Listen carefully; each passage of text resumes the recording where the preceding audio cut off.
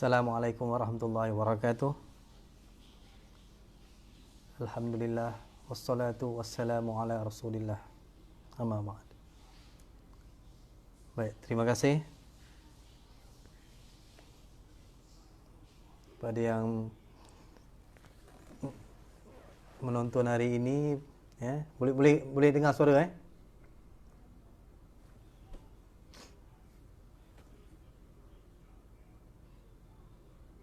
Sound okey ke?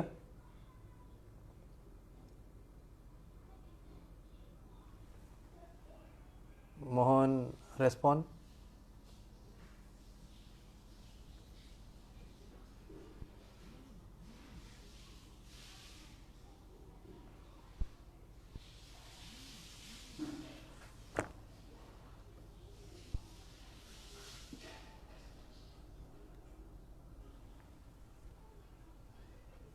Assalamualaikum warahmatullahi wabarakatuh. Okey, sound boleh dengar ke?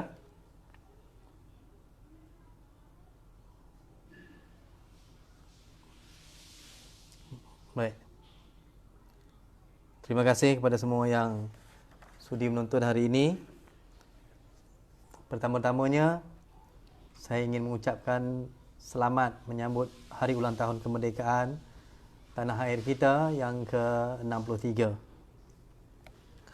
Alhamdulillah, ya, kita masih lagi diberikan peluang untuk hidup dalam keadaan yang harmoni, keadaan yang selamat dan makmur. Ya. Jadi ini adalah satu rahmat yang besar bagi kita dan kita boleh bersiaran langsung sebegini dalam keadaan yang tenang, dalam keadaan yang selamat. Ini satu kurniaan yang Allah berikan kepada kita. Semoga kita semua bersyukur dengan rahmat yang Allah berikan ini. Baik. Hari ini tajuk yang diberikan kepada saya. Okey, suara okey, mohon respon suara okey, Baik, terima kasih. Baik. Tajuk yang diberikan kepada saya hari ini ialah berkaitan dengan sekolah, sekolah vernacular. Sekolah, to be exact lah, untuk lebih tepat, tajuk kuliahnya ialah berkaitan dengan perpaduan sekolah vernacular, antara sekolah vernacular dan sekolah kebangsaan, ataupun antara sekolah kebangsaan dengan sekolah vernacular. Jadi itu tajuk yang diberikan oleh pihak kuliah buku. Jadi saya ucapkan terima kasih juga kepada pihak kuliah buku, Kubu, dan juga Laksamana, Benz Ali, dan juga saudara Iqbal, Iqbal Haras, kerana sudi untuk memanggil saya lah. Saya kira ini satu acara kemuncak juga lah, sebab ini hari ini 31 Ogos. Maka hari ini adalah penting untuk kita membicarakan satu soal yang sangat besar berkaitan dengan pendidikan di negara kita. Soal yang masih lagi belum dapat kita selesaikan setelah 63 tahun merdeka. Setelah 63 tahun merdeka, kita belum mampu menyelesaikan satu soal yang paling besar, soal yang sangat besar. Ya. Jika kita ingin menguasai sesuatu negara, kuasai sistem pendidikannya. Jika ada apa-apa rancangan yang kita mahu laksanakan kepada negara itu, laksanakan dalam pendidikannya. Itu kata para sarjana. Jadi kalau nak mengubah negara, ubah pendidikannya. Ubah negara, ubah pendidikannya. Kalau kita dah ada satu sistem yang bertapak selama 50 tahun, kalau kita nak ubah sistem itu, mengubah manusia bukan seperti mengubah mesin. Tidak ada satu butang reset untuk mengubah pemikiran kita, untuk mengubah tingkah laku kita, untuk mengubah cara kita berinteraksi sesama manusia, mengubah identiti kita. Tidak ada satu butang reset yang disediakan. Tetapi reset button itu ada dalam sistem pendidikan. Kita tidak mengubah masyarakat dengan undang-undang. Undang-undang adalah cara untuk menjaga maslahah, cara untuk menjaga masyarakat. Tetapi cara untuk mengubah pemikiran, cara untuk mengubah tingkah laku, cara untuk menetapkan tingkah laku adalah pada pendidikan. Cara untuk membentuk satu bangsa, membentuk satu negara, 25 tahun akan datang, 50 tahun akan datang, ditentukan oleh sistem pendidikan yang ada pada hari ini. Begitulah pentingnya pendidikan. Ini satu soal, ya, sampai hari ini kita masih boleh tuntaskan apa dan bagaimana bentuk sistem pendidikan yang kita mahu terapkan, mahu perkenalkan kepada negara kita. Soal perpaduan satu hal. Soal untuk menentukan bagaimana apa kandungan pendidikan kita. Apa kandungan pendidikan kita, sama ada kita mahu menekankan kepada sains dan teknologi ataupun kita mahu menekankan kepada kemanusiaan ataupun kita mahu mengimbangi kedua-duanya. 50-50 atau 60-40. Soal itu pun masih lagi kita belum betul-betul muktamad dan kemas. Walaupun semua pelan pendidikan menganjurkan atau mencadangkan bahawa kita akan menekankan kepada sistem pendidikan sains dan teknologi, ya, tetapi pada pendapat saya, walaupun sains dan teknologi ditekankan, diberatkan, kemanusiaan, bidang kemanusiaan tidak boleh ditinggalkan begitu sahaja.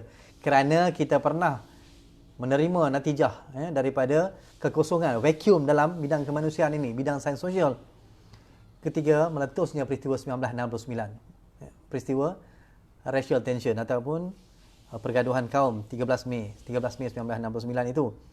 Akhirnya kita terpaksa tubuh satu jawatan kuasa yang diimport dari luar negara, University of Harvard. University of Harvard, jawatan kuasa itu kemudian mencadangkan bahawa semua universiti ataupun beberapa universiti yang perkenalkan mata pelajaran sains sosial, ya, sains politik, sosiologi, antropologi diperkenalkan di sana. Kerana apa? Kerana kita terlalu banyak menekan kepada, walaupun masa itu baru-barulah ya, tahun 60-an apa semua, tapi universiti atau IPT kita pada waktu itu menekankan kepada pencapaian pembangunan material, sains teknologi. Kurang menekankan kepada aspek kemanusiaan, sains sosial. Maka itu jawatan kuasa yang ditubuhkan dan di-commission by our government, ya, dari Harvard. Salah seorangnya ialah Profesor Samuel Huntington yang menulis buku The Clash of Civilization and the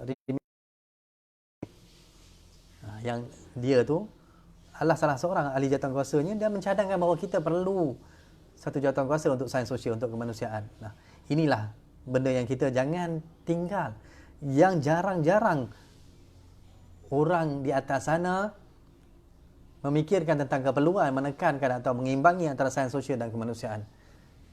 Jangan-jangan nanti setelah 3-40 tahun akhirnya kita kembali kembali mencari di manakah salah kita, di manakah silap kita bila kita dah mencapai segala kemajuan teknologi, sains, teknologi, matematik, ya, engineering, kejuruteraan, tapi kita tertinggal. Kita tercicir aspek kemanusiaan, tercicir aspek interaksi sosial yang boleh dikaji melalui bidang sains sosial. Itu satu aspek. Dan daripada situ juga sebenarnya kita mengembangkan apa yang kita mahukan. Perkara paling utama, perkara paling tunjang dalam sesebuah negara iaitu membentuk perpaduan kaum. Perpaduan kaum, perpaduan agama, ya, perpaduanlah. Secara umumnya perpaduan. Bukan sahaja soal perpaduan kaum, tetapi perpaduan. Kalau dalam isu negara kita, kita bukan sahaja berhadapan dengan masalah perpaduan kaum, tetapi perpaduan antara dua geographical area, kawasan geografi yang sampai hari ini masih lagi belum menemui satu, dari segi politiknya lah, dari segi masyarakatnya insya-Allah okey. Maksud saya di mana? Borneo, antara Borneo dengan Malaya, yang bentuk Malaysia itu. Sabah Sarawak dengan Semenanjung Tanah Melayu. Itu pun masih lagi sampai hari ini belum ada, ya, satu persefahaman yang jitu. Masih lagi apabila kita menggunakan Selamat Hari Kemerdekaan 1957, kita menyambut Hari Kemerdekaan, masih ada lagi suara-suara yang dari sana yang tidak puas hati. Tapi betul dari sudut sejarahnya memang Sabah Sarawak bukan merdeka pada 31 Ogos 1957. Tetapi usaha pemahaman itu perlu diberikan, perlu ditekankan supaya keharmonian dapat dicipta antara dua entiti Sabah Sarawak, iaitu Borneo dengan antara Borneo dengan Semenanjung Malaysia. Itu ada yang marah tu kenapa? Ada emoji marah pula. Pasal apa nak marah? Okay. Jadi persefahaman perlu dipupuk. Maksud saya persefahaman itu, perpaduan itu, masalah kita bukan antara kaum-kaum yang ada di Malaysia sahaja, tetapi antara wilayah juga. Siapa yang mempunyai kuasa untuk merancang atau melaksanakan kerja-kerja perpaduan ini, dia mesti bermula daripada atas. Ya, daripada atas, daripada pihak kerajaan lah. Mereka lah yang pengubah dasar, mereka lah policy maker yang kemudian menurunkan polisi itu ke bawah dan dilaksanakan oleh pegawai-pegawai kerajaan dan disebarkan, dipromosikan, dipropagandakan kepada seluruh rakyat. Dan satu daripadanya yang paling penting, bukan satu daripadanya tapi faktor paling penting, semua usaha ini mestilah diterapkan melalui pendidikan. Kerana apa? Kerana semua manusia dalam semua wilayah, dalam semua keadaan, secara prinsipnya, secara teorinya, menjalani proses pendidikan. Muka tak nampak. Ni ada ni. Ya. Menjalani proses pendidikan. Jadi, yang ini, apa-apa dasar untuk mengubah negara dalam tempoh beberapa tahun akan datang, apa-apa dasar untuk mengubah tingkah laku, untuk mengubah perilaku manusia, untuk mewujudkan perpaduan, untuk mewujudkan keharmonian, mesti bermula di sekolah. Tapi masalah kita di sini, sekolah. Di sekolah itu sendiri kita bergaduh, ataupun masih lagi belum ada persefahaman, ya, untuk menetapkan satu sistem persekolahan. Baik. Saya bermula dengan apakah sebenarnya perpaduan ini? Ya? Bagaimana kita mahu mencapai perpaduan? Bagaimana kita mahu mencapai perpaduan? Walaupun ejen yang paling penting ialah sekolah, sarjana memecahkan atau mengkategorikannya kepada 7 bahagian. Iaitu cara-cara untuk kita membentuk perpaduan. Ini yang saya nak tekankan di sini. Ya. Keputusan yang dibuat beberapa hari yang lepas oleh jemaah menteri ataupun salah seorang menteri Perpaduan Negara, iaitu Datuk Ali Mahsadiq, yang mengatakan sekolah vernakular tidak akan dihapuskan. Ya? Sekolah vernakular tidak akan dihapuskan.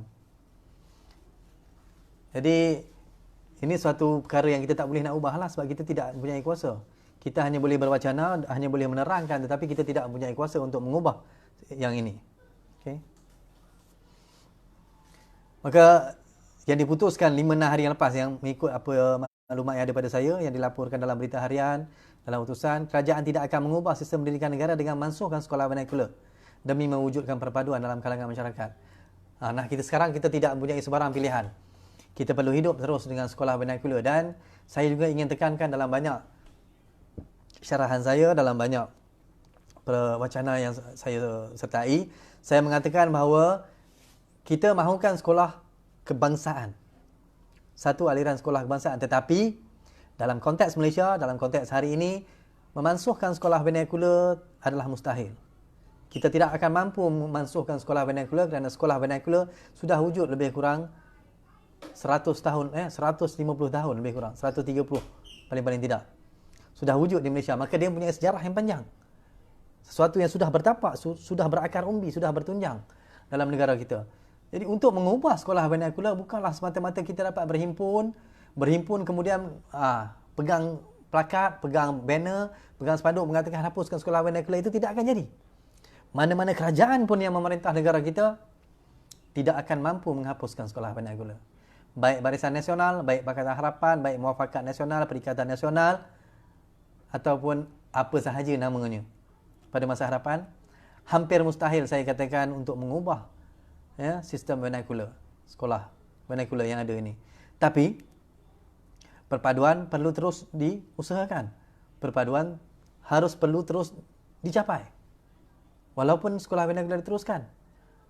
Ya, memang kita nakkan satu aliran kebangsaan, itu yang terbaik.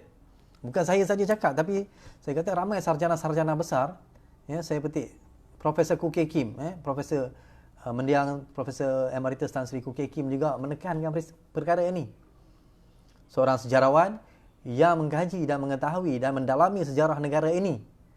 Beliau sendiri menekankan bahawa selagi mana kita mempunyai sekolah yang pelbagai yang tidak bertumpu hanya kepada satu sekolah kebangsaan, satu aliran kebangsaan, selama itu kita tidak akan mencapai satu perpaduan kaum yang kita inginkan, yang kita impikan. Tak boleh. Ini yang Profesor Khoo Kay Kim laporkan. Ini dilaporkan dalam M-Star ataupun Star Malay versi bahasa Melayu pada Oktober 2009. Profesor Khoo Kay Kim kata, kita tidak perlu kepada sekolah yang banyak aliran. Bahasa ibunda setiap kaum boleh diselitkan sebagai sebahagian daripada kurikulum di bilik darjah. Itu yang Profesor Emeritus Tan Sri Khoo Kay Kim katakan. Tapi ada pihak yang akan bantah cadangan itu, tapi mereka perlu menilai semula sejauh mana sistem pendidikan kita boleh membantu mengukuhkan pembentukan sebuah negara bangsa. Okey. Baik, terima kasih. Soalan kenapa Singapura boleh buat sekolah satu aliran, insya-Allah sekejap lagi saya akan masuk sekolah Singapura, nanti saya akan bagi contoh. Saya akan menjawab soalan itu. Itu yang Profesor Emeritus Tan Sri Koo Keng Kim katakan. Masalah kita ialah Profesor Emeritus Koo Keng Kim sendiri dihentam, ditolak, disanggah, disangkal pendapat beliau ini ketika beliau masih hidup dulu. Hari ini Prof Koo Keng Kim dah tak ada dah, tahun lepas meninggal. Baik. Jadi ini masalah kita. Perpaduan ini paling baik dicapai melalui itu. Kan, melalui sekolah satu aliran. Tetapi ada satu pandangan yang mengatakan bahawa sekolah kebangsaan ataupun sekolah jenis kebangsaan SJK ini, okey. Ya, boleh beri definisi sekolah vernacular mungkin menurut perlembagaan. Sebenarnya dalam perlembagaan tidak ada definisi bagi sekolah vernacular. Sekolah vernacular sebenarnya saya terus bagi definisi ini yang berkaitan dengan Singapura, saya akan sentuh sekejap lagi, memang ada. Baik, definisi sekolah vernacular. Sekolah vernacular ialah sekolah yang berbeza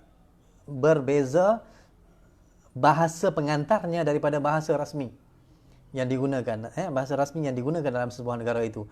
Jadi 100 tahun yang dulu sebelum kita merdeka, sekolah Melayu juga dianggap sebagai sekolah vernacular. Sekolah Melayu juga sekolah vernacular, sekolah Cina sekolah vernacular, sekolah Melayu, sekolah Cina, sekolah Tamil juga vernacular. Ya.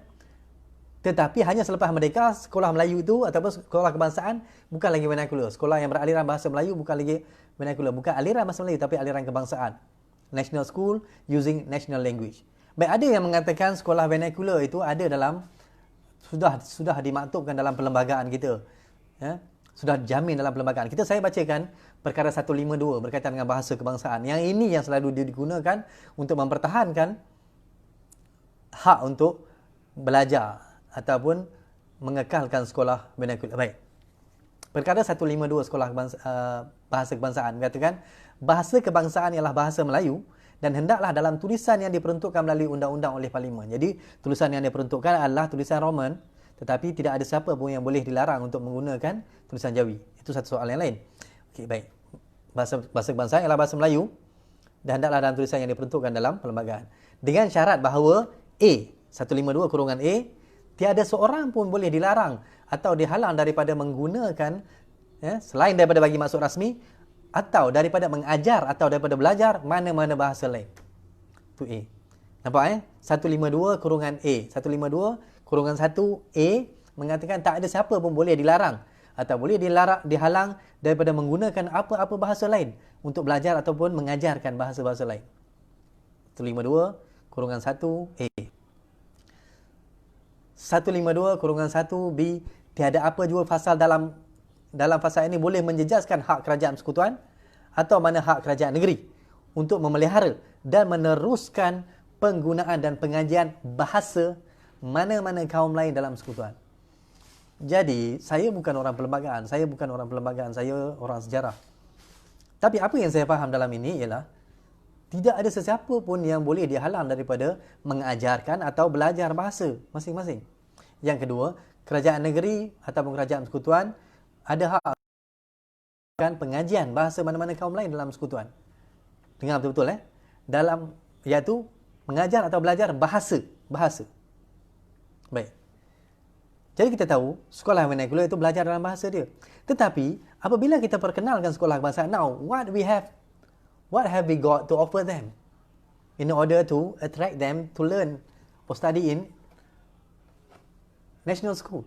Apa yang kita ada, yang kita boleh tawarkan untuk menawan mereka, untuk menarik semua orang belajar dalam sekolah kebangsaan? Nah, inilah masalahnya. Kalau sekolah kebangsaan tidak menawarkan bahasa-bahasa lain dalam sekolah kebangsaan, tidak menawarkan satu atau beberapa slot bahasa vernacular, bahasa Tamil, bahasa Mandarin. Ini yang paling masalah dua ni kan, bahasa Mandarin dan bahasa Tamil. Jadi kalau sekolah kebangsaan tidak mampu untuk menawarkan subjek untuk mengekalkan ataupun maksud mengajar atau belajar bahasa ini, maka kita tidak bolehlah mengharapkan sekolah vernacular itu ditutup, sebab Inilah yang digunakan. Klausa inilah 152 kurungan 1A dan kurungan 1B yang digunakan untuk berhujah bahawa mereka mempunyai hak ataupun orang lain mempunyai hak. Okey? Mempunyai hak untuk mengekalkan sekolah vernakular. Okey. Idea sekolah vernakular banyak kali didengahkan, tapi tiba-tiba oleh mereka yang berjuangkan sekolah vernakular kata sekolah agama juga perlu dimansuhkan. Seperti kata setuju dengan idea sebenarnya mana-mana sekolah yang nak wujud selain sekolah vernakular, mestilah perlulah swasta. Baik. Idea ini saya pernah bincanglah dengan kawan saya yang semuanya pensyarah-pensyarah pengajian Islam, mengatakan bahawa ia akan ada tekanan juga untuk memansuhkan sekolah menengah agama misalnya, sekolah-sekolah tahfiz. Nah, inilah masalah kita. Inilah masalah kita, to accommodate, untuk mengakomodasi semua segmen masyarakat. Semua segmen masyarakat. Apakah tujuan kita sebenarnya nak mewujudkan sekolah vernakular? Yang pertama ialah semua orang berinteraksi di bawah satu bumbung sejak kecil hingga besar. Sejak kecil bermaksud sejak umur 7 tahun sehinggalah umur 12 tahun. Di situlah rebung. Mereka rebung. Semua anak-anak ini rebung.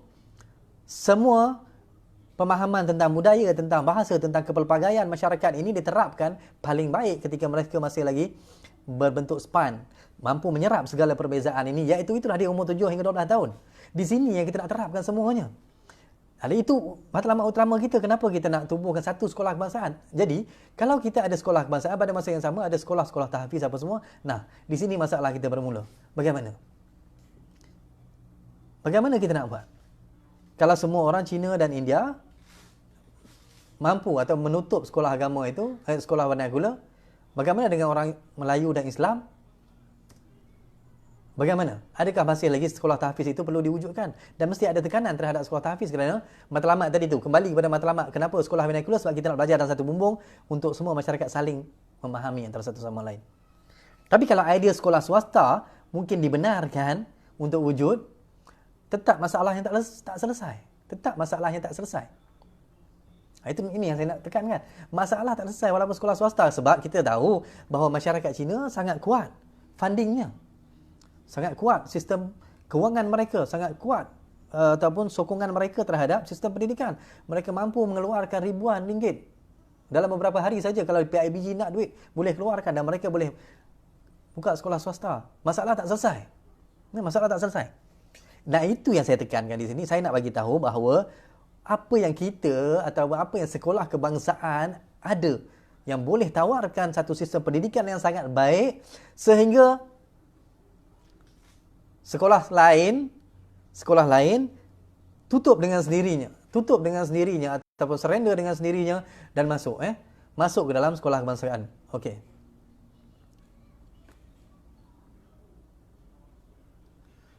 Baik, adakah dasar pendidikan kebangsaan harus mengambil kira satu kaum saja? Dia bukannya mengambil kira satu kaum saja, itu pandangan saya. Dia bukan mengambil kira satu kaum saja, tetapi yang pertama mediumnya ialah medium bahasa kebangsaan. Inilah yang mula-mula ditekankan oleh laporan Barnes pada tahun 1951. Iaitu semua aliran kebangsaan, semua vernakular ditutup tapi mengekalkan aliran kebangsaan. Ini yang mula-mula dicadangkan oleh laporan Barnes. Okey.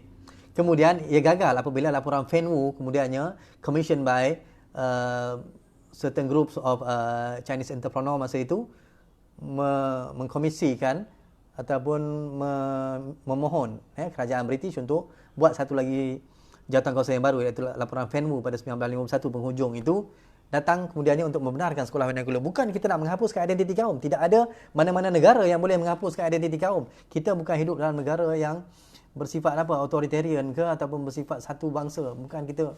No, kita bukan nak membentuk satu masyarakat homogeneous, bukan. Bukan homogeneous. Kita heterogeneous, tapi kita perlu akui bahawa kita mempunyai masalah, iaitu understanding, pemahaman. Yang pemahaman ini pada saya mestilah bermula di sekolah. Pemahaman ini mesti bermula di sekolah. Bukan saya saja cakap, tapi ramai sarjana-sarjana besar yang lain juga bercakap benda yang sama. Okey. Dasar kebudayaan kebangsaan juga menetapkan bahawa dasar kebudayaan, semua budaya diiktiraf. Tetapi budaya Melayu itu adalah yang pertama, primus inter pares. Ini yang ditetapkan oleh dasar kebudayaan kebangsaan. Okey, bahasa kebangsaan. Masalah kita ialah melihat sekolah kebangsaan sebagai satu ancaman. Tetapi itu pun juga tidak boleh disalahkan. Kerana sekolah kebangsaan kita yang ada tidak mampu untuk menawarkan satu sistem yang menyeluruh. Satu sistem pendidikan yang menyeluruh. Ini realiti yang kita perlu akui. Kalau saya cakap benda ni nanti jadi sangat hangat, sangat panas. Tapi masalah kita ialah, tuan-tuan dan puan-puan perlu sedar. Sekolah kebangsaan kita kadang-kadang orang luar memandang sebagai sekolah Melayu, sekolah Islam. Bukan sebagai sekolah kebangsaan, national school, yang sekolah kebangsaan yang meraihkan kepelbagaian budaya, kepelbagaian agama, tetapi dia mengekalkan bahasa Melayu. Perkara 152 itu sebagai bahasa bagi pengantar dia, bahasa pengantar. Tapi pada masa yang sama, dia memberikan peluang untuk semua bangsa atau kaum lain mempelajari bahasa mereka. Bahasa Mandarin dia ajar, bahasa Tamil dia ajar. Okey? Dan pada masa yang sama, masyarakat lain ataupun majoriti orang Melayu juga boleh mempelajari bahasa Tamil, boleh mempelajari bahasa Cina. Dan semua orang belajar bahasa Inggeris. Semua orang belajar bahasa Inggeris. So, sekolah kebangsaan yang pertama perlu diubah. Perlu diubah sekolah kebangsaan itu supaya sesuatu tadi boleh ditawarkan. Okey, saya pergi kepada Singapura. Bagaimana Singapura buat? Singapura juga sebenarnya pada awalnya mempunyai sekolah. Saya jawab soalan belum Muiz. Singapura juga mempunyai lebih kurang sejarah yang sama dengan kita. Bukan lebih kurang, memang Singapura itu adalah Malaysia lah, Malaya lah. Singapura mempunyai sejarah yang sama sehinggalah dia membentuk negara yang merdeka pada Ogos 1965. Dia menjadi negara Singapura.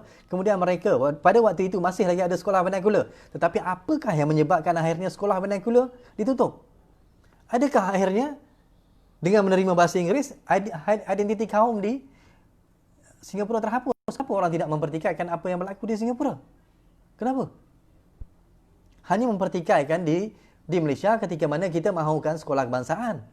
Di sana national school using English as a medium, tapi pada masa yang sama dia ajar bahasa Melayu, Tamil dan Mandarin. Baik, tapi bagaimana ditutup? Nah, inilah dia kekuatan di sana sehingga tahun 1980-an, sehingga 1970-an 75 sehingga tahun 1975 sekolah primary ataupun sekolah kebangsaan, sekolah rendah Tamil ditutup. Kerana apa? Kerana sekolah kebangsaan dilihat menyediakan peluang yang lebih baik. Sekolah kebangsaan dilihat menyediakan peluang pendidikan yang lebih baik, lebih mantap. Meraihkan kepelbagaian budaya, meraihkan kepelbagaian budaya, meraihkan kepelbagaian bahasa. Maka itu kaum lain, maksudnya kaum lain lah, tiga kaum yang terbesar itu Melayu, Cina, India, kemudian merasakan bahawa lebih baik hantar ke sekolah kebangsaan, national school yang menggunakan mediumnya English medium. Maka mereka menghantar ke sana. Itu sekolah Tamil, kemudian sekolah Cina sehingga 1980-an, sehingga 1980 akhirnya tutup. 1980 akhirnya sekolah Cina semua vernacular school, Chinese vernacular school di Singapura tutup. Bukannya mana-mana ada paksaan daripada mana-mana segmen kerajaan ataupun undang-undang yang dibuat untuk menutup atau menekan sekolah-sekolah vernacular di Singapura, tidak ada. Tetapi kerajaan Singapura menggunakan strategi iaitu memperkuatkan, memperteguhkan, memperhebat apa yang boleh ditawarkan di sekolah kebangsaan, national school, iaitu mediumnya dalam bahasa Inggeris, tapi pada masa yang sama semua orang boleh mempelajari bahasanya, iaitu bahasa Melayu, bahasa Mandarin dan bahasa Tamil. Nah, itulah kekuatan Singapura. Jadi ini yang saya tekankan, bahawa memang untuk menghapuskan sekolah vernacular adalah sesuatu yang mustahil, tidak mampu dilaksanakan. Tetapi menggunakan strategi yang sama, iaitu memperhebatkan sekolah kebangsaan, boleh menarik semua orang untuk akhirnya masuk ke sekolah kebangsaan. Kita mampu menunjukkan bahawa bahasa Melayu boleh menjadi medium yang baik untuk inovasi, untuk sains, teknologi, matematik. Ini yang perlu dibuat. Setakat kita berpiket, berhimpun dan berpidato semata-mata untuk menghapuskan sekolah vernacular, ini tak jadi. Kita harus memperkuatkan sekolah kebangsaan supaya dalam sistem pendidikan kita tidak boleh memaksa orang untuk meninggalkan identiti dia dan masuk atau mempelajari satu national identity. National identity, patriotism Nasionalisme bukan sesuatu yang boleh dipaksa, dia mesti hadir dengan sendiri dari hati. Dan bagaimana ia mampu dihadirkan? Inilah kerja pemerintah untuk untuk mempromosikan, untuk mempropagandakan patriotisme, nasionalisme, menggunakan satu bahasa, menggunakan satu identiti. Kita bukan sistem asimilasi, kita bukan mau mengasimilasikan semua kaum menjadi satu kaum identitinya, bukan. Tetapi kita integrate. Kita integrate, semua orang kekal dengan budaya masing-masing. Budaya semua orang dihormati. Bahasa semua orang dihormati, tetapi cumanya demi memupuk keharmonian, perpaduan dalam jangka masa yang panjang, demi untuk memupuk persefahaman antara masyarakat, hormat menghormati, maka kita perlu belajar dalam satu bumbung, di bawah satu bumbung. Ini maksud saya. Jadi sekolah kebangsaan mungkin boleh dirombak. Tu saya kata pelajaran bahasa Tamil, bahasa Mandarin semua diperkenalkan di sana. Perkukuhkan bahasa Inggeris. Dan sudah tentulah bahasa Melayu itu menjadi tunjang bahasa kebangsaan. Kita sedang bercakap tentang bahasa kebangsaan, tuan-tuan. Kita bukan bercakap tentang bahasa apa-apa. Bahasa kebangsaan adalah bahasa Melayu. A national language. Dan ini adalah satu sejarah yang panjang. Apabila kita tidak memahami sejarah yang panjang ini, maka kita akan terus bergaduh. Dan tidak boleh menerima bahasa ini sebagai bahasa yang menjadi ejen penyatuan. Bukan saya saja cakap, Profesor Khoo Keng Kim. Kenapa saya merujuk pada Profesor Khoo Keng Kim? Sebab saya menganggap beliau adalah seorang yang berautoritatif. Seorang sarjana besar dalam Malaysia yang mengkaji dan punya pandangan yang lebih bebas dan autoritatif. Sebab itu saya merujuk kepada pandangan Profesor Khoo Keng Kim dan juga Profesor Teo Kok Siong. Profesor Teo Kok Siong juga dari UKM, dari UKM ke UPM. Juga mencadangkan perkara yang sama, iaitu sekolah aliran kebangsaan diperkukuh. Kita bercakap soal sekolah aliran kebangsaan diperkukuh. Kita tidak lagi bercakap tentang vernacular dihapuskan. Kerana kita mahu memikat, kita mahu menawan, mahu menarik semua orang untuk belajar ke dalam sekolah kebangsaan. Okey.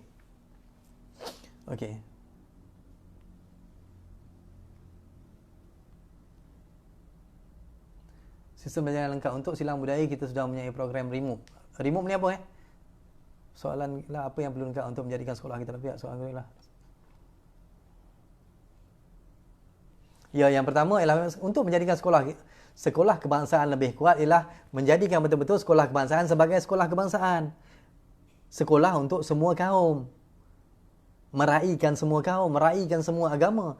Pada masa yang sama, semua ini diraihkan melalui satu bahasa. Semua kaum, semua agama diraihkan melalui satu bahasa. Pelbagaian itu tadi, budaya ke apa semua diraihkan melalui satu bahasa. Bahasa kebangsaan, bahasa Melayu. Bahasa Melayu. Baik. Yang kedua, disebabkan kemudahan bahasa saja sekolah vernacular, iyalah. Sekolah vernacular memang untuk kemudahan bahasa, untuk mengekalkan identiti budaya. Identiti budaya. Bahasa itu datang dengan budaya sekali. Maka apabila sekolah vernacular itu dilihat boleh mampu menjamin untuk budaya, mampu menjamin identiti. Nah, ini kita bercakap soal identiti. Soal identiti. Mengapa ada sekolah vernacular ialah soal mempertahankan identiti. Soal mempertahankan identiti. Apabila manusia dia merasakan bahawa identiti ini perlu dipertahankan, maka dia perlukan medium. Mediumnya apa? Sebab identiti ini bukan sahaja perlu dipertahankan tetapi diperturunkan. Perlu diwarisi, perlu diwariskan. Melalui apa? Dia tidak boleh bercakap by word of mouth saja, dia tidak boleh bercakap kosong. Tapi dia perlu systemize benda ini. Perlu systematize, bagaimana mensistematikkan hal ini melalui satu kurikulum. Sebab itulah ada sekolah vernacular untuk mempertahankan bahasa dan budaya. Dan kalaulah sekolah kebangsaan mampu menjamin perkara itu dalam mempertahankan budaya dan bahasa semua kaum dalam Malaysia, tidak ada masalah apa pun saya kira. Sekolah kebangsaan. Ya, saya setuju juga sekolah kebangsaan lebih mencerminkan unsur Islam ni. Kita perlu meraihkan pandangan-pandangan dan tanggapan masyarakat di luar sana. Inilah yang ditulis tadi. Sekolah kebangsaan lebih mencerminkan unsur Islam. Adakah ini suatu pandangan yang salah? Jadi kalau kita tidak mendengar pandangan orang lain, apa yang berlaku atau apa pandangan masyarakat terhadap sekolah kebangsaan, maka kita tidak mampu menyelesaikan ini. Jadi soalnya ialah duduk, berwacana dan mendengar dengan hati yang terbuka apa yang masalahnya. Yang perlu kita buat supaya sekolah kebangsaan menjadi satu sekolah yang menarik, menawan hati semua masyarakat dalam Malaysia. Okey, soal identiti tadi. Soal identiti ini dalam sebuah negara dia bersifat kaum, bersifat bahasa dan juga bersifat agama. Ada negara yang identifikasi kaum, identifikasi di negara itu, identiti di negara itu dia melalui apa? Kaum dan bahasa. Contohnya di Sri Lanka.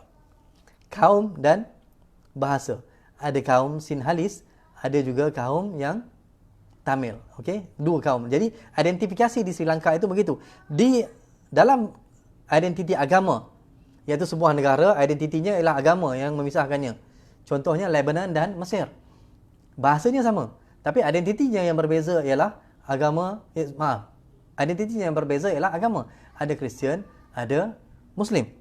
Kalau bahasa dan agama pula, identiti bahasa dan agama pula ialah India. Okey, mereka merasakan bahawa mereka Indian nationality, kebangsaannya, perasaannya India, tapi mereka dibezakan identiti mereka melalui bahasa dan agama. Ada orang India Muslim, ada yang Hindu, ada yang Kristian. Ini yang terbesar. Okay. Kemudian bahasa, setiap India ada banyak bahasa, ada beratus bahasa.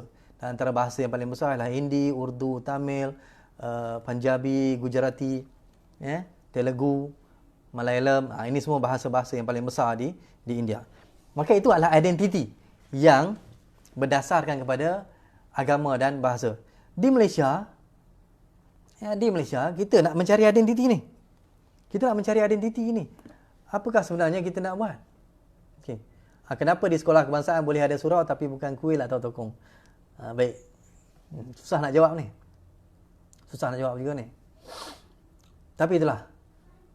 Ini semua kita perlu perdalamkan ataupun kita perlu dalami melalui peruntukan-peruntukan perlembagaan yang ada. Mengapa di sekolah kebangsaan ada surau bukan kuil atau tokong? Jadi persoalan ini semua bukan semata-mata kita sapu di bawah kapet. Tidak membincangkan hal-hal ini. Tapi perlu dikembalikan dan perlu dibincangkan semula. Okey? Perlu dibincangkan semula.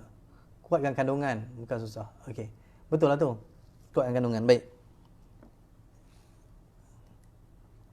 Okey. Saya pergi kepada kata-kata seorang profesor, Profesor Stephen Mennell, seorang sosiologis, Profesor Emeritus Stephen Mennell, seorang sosiologis. Dia kata, setiap manusia dalam sesuatu hal, dia yang pertama, sama seperti manusia yang lain. Yang kedua, setiap manusia dalam sesuatu hal, dia sama seperti setengah manusia yang lain. Setiap manusia dalam sesuatu hal, dia tidak sama dengan sesiapa pun. Maka di sinilah kita menggunakan strategi ini, pelbagai strategi iaitu unity, diversity dan identity. Baik. Setiap manusia dalam satu hal sama seperti manusia yang lain. Apabila kita nak sama seperti manusia lain, baru kita boleh capai apa? Boleh capai unity, iaitu perpaduan. Apabila kita berjaya mewujudkan satu identiti yang sama. Yes? Apabila identiti yang sama, iaitu sama seperti manusia yang lain, semua manusia itu merasakan semuanya sama seperti manusia yang lain dalam sebuah negara, di situlah akan bermulanya unity. Kalau dia rasakan sama seperti setengah manusia, ini kepelbagaian. Setengah manusia lain, dia bahasanya lain. Yang ini dia sama dalam nationality, tapi dia tidak sama dalam bahasa. Dia tidak sama dalam agama. Dia tidak sama dalam kaum dia, identiti kaum, etnik dia. Maka ini melahirkan diversity, kepelbagaian. Yang ketiga ialah identity. Tidak sama seperti sesiapa pun. Di sinilah masalah akan timbul apabila dalam segmen masyarakat dia merasakan bahawa manusia tidak sama seperti sesiapa pun. Semua manusia mempunyai identiti yang tersendiri. Apabila semua orang mempunyai identiti yang tersendiri, mereka akan melawan, mereka akan mempertahankan, mereka akan memperjuangkan untuk mempertahankan identiti yang berbeza daripada manusia yang lain itu. Maka akhirnya itu yang akan menyebabkan wujudnya pelbagai segmen dalam masyarakat. Di sini yang kita akan jadi gagal untuk membentuk unity, untuk membentuk fahaman sama, setiap manusia sama seperti manusia yang lain. Sama. Bukanlah dalam semua hal, tetapi dalam banyak hal. Dalam banyak hal. So, ini yang kita nak wujudkan. Baik. Boleh Okey.